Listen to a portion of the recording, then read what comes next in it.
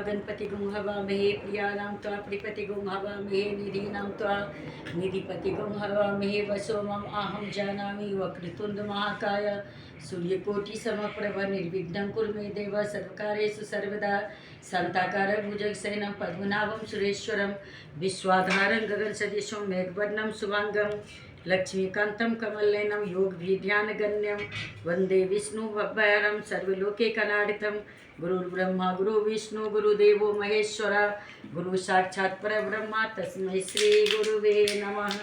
तस्मै श्री गुरुवे नमः।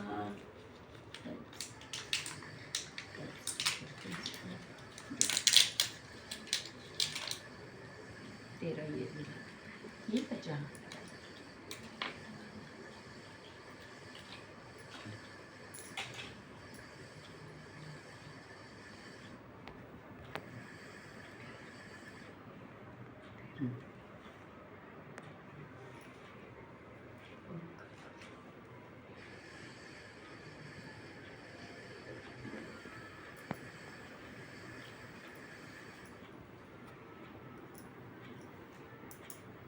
शुरू करें।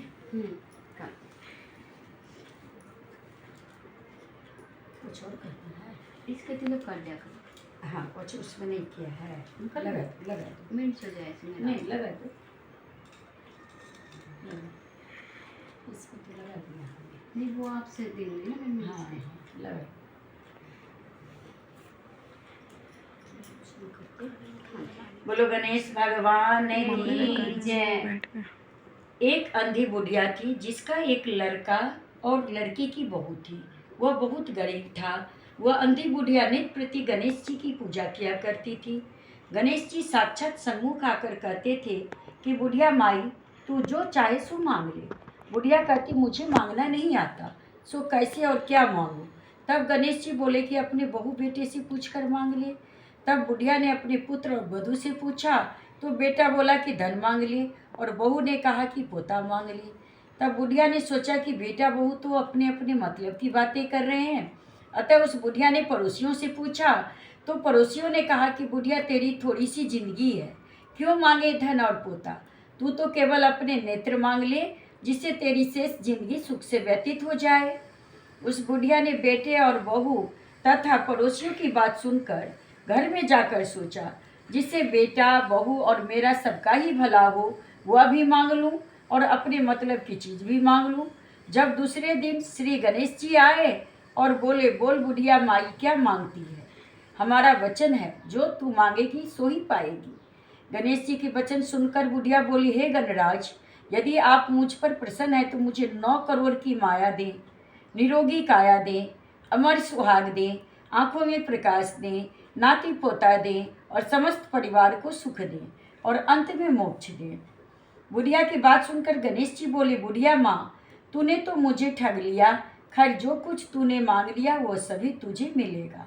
यूं कहकर गणेश जी अंतर ध्यान हो गए। हे गणेश जी जैसे बुढ़िया माँ को मांगे अनुसार आपने सब कुछ दिया है वैसे ही सबको देना और हमको भी देने की कृपा करना। बोलो गणेश भगवान की जय।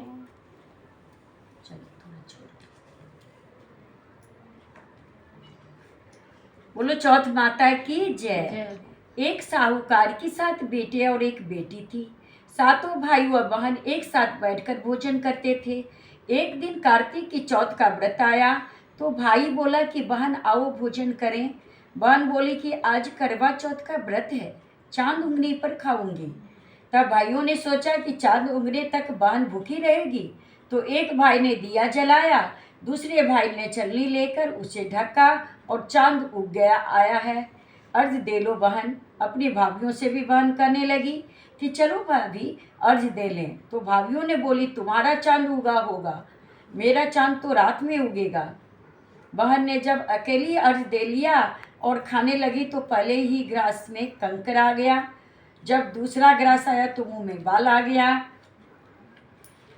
तीसरे में उसकी ससुराल से संदेशा आ गया कि उसका पति सख्त बीमार हो गया है, जल्दी भेजो। माँ ने जब लड़की को विदा किया तो कहा कि रास्ते में जो भी तुम्हें मिले उसके पाँव लगती जाना और जो कोई सुहाग की आशीष दे तो पल्ले में गांठ बांध लगा लेना, उसे सोने का सिक्का दे देना। बहन जब मायके से विदा हुई तो रास्ते में जो भी मिला उसने यह आशीष दी कि तुम 7 भाइयों की बहन हो, तुम्हारे भाई सुखी रहे और तुम उनका सुख देखो। सुहाग की आशीष किसी ने भी नहीं दी। जब वह ससुराल पहुंची तो दरवाजे पर उसकी छोटी ननद खड़ी थी। वह उसके पांव लगी तो उसने कहा कि सदा सुहागन रहे, सपूती रहो, 7 बच्चों की माँ बनो। तो उसने यह सुनकर पल्ले में गांठ बांध ली और ननद को सोने का सिक्का दे दिया। तब भीतर गई तो सास ने कहा कि उसका पति धरती पर पड़ा है, तो वह उसके पास जाकर उसकी सेवा करने के लिए बैठ गई। बाद में सास ने दासी के हाथ बच्ची को चिरोटी भेज दी। इस प्रकार से समय व्यतीत होते बीतते बीतते मंगसीर की चौथ आई। तो चौथ माता बोली करवा ले, भाइयों की प्यारी करवा ले। लेकिन जब उसे चौथ माता नहीं दिखी तो वह बोली, हे माता, आपने मुझे उजाड़ा तो आप ही मेरा उद्धार करोगी, आपको मेरा सुहाग देना पड़ेगा। तब उस चौथ माता ने बताया कि पौष की चौथ आएगी, वह मेरे से बड़ी है, उसे ही सब कहना, वही तुम्हारा सुहाग देगी। पौष की चौथ आकर चली गई, माघ की आके चली गई, फागुन की आके चली गई, चैत की आके चली गई, बैसाख मास की आके चली गई, जेठ का चली गई, आषाढ़ और सावन भादों की सभी चौथ आई और यही कहकर चली गई कि आगे वाली को कहना। असौज की चौथ आई तो उसने बताया कि तुम पर कार्तिक की चौथ नाराज है, उसी ने तुम्हारा सुहाग लिया है, वही वापस कर सकती है, वही आएगी तो उसके पाँव पकड़ कर विनती करियो। यह बताकर वह भी चली गई। जब कार्तिक के चौथ आई तो वह गुस्से से बोली, भाइयों की प्यारी करवा ले, दिन में चांद उगानी करवा ले, व्रत खंडन करने वाली करवा ले, भूखी करवा ले। तो यह सुनकर वह चौथ माता को देकर उसका पाँव पकड़कर गिड़गिड़ाने लगी। हे माता, मेरा सुहाग तुम्हारे हाथ में है, आप ही मुझे सुहागन करें। तो माता बोली, पापनी हथियारनी, मेरा पाँव पकड़कर क्यों बैठ गई? तब बहन बोली कि जो मुझसे भूल हुई हो उसे क्षमा कर दो, अब भूल नहीं करूँगी। तो चौथ माता ने प्रसन्न होकर आंखों से काजल, नाखूनों में से मेहंदी और टीके से रोली लेकर छोटी अंगुली से छींटा लगा दी उसके आदमी पर। तो वह उठकर बैठ गया और बोला कि आज मैं बहुत सोया। वह बोली, क्या सोया? मुझे तो 12 महीने हो गए, अब जाकर चौथ माता ने सुहाग लौटाया। तब उसने कहा कि जल्दी से माता का उज्जमन करो। जब चौथ माता की कहानी सुनो और चौथ माता के प्रसाद पूजन किया तो खा करके दोनों पति पत्नी चौपड़ खेलने बैठ गए। नीचे से दासी आई, उसकी सास ने भेजी, उसने बोला कि जाकर देखो ऊपर क्या कर रही है। तो दासी आई तो उसने देखा कि चौपड़ पासा दोनों खेल रहे हैं। तो उसने सासू को जाकर के बोले, जो वो दोनों तो चौपड़ पासा खेल रहे हैं। तो उसने वो करवा ने अपनी सास को पाँव पकड़ लिया और कहा कि ये माता, मेरा करवा चौथ माता ने, कार्तिक के माता ने आकर के मेरा सुहाग वापस कर दिया है, इसलिए सभी को ऐसे ही वापस करना, सभी को ऐसे सुहाग भरना, जो कहते हैं उनको भी, जो सुनते हैं उनको भी, और सभी को सुनने की सुहाग की आशीष देना। हे चौथा माता, सभी को कल्याण करना। बोलो चौथ माता की जय हो।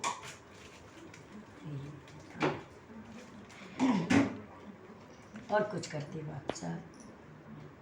नहीं, बस यही होता है, ये बांध लेंगे शाम को काम। हाँ, है ना? ये थोड़ी इसमें डाल देना, ये तो डाल दिया। हाँ।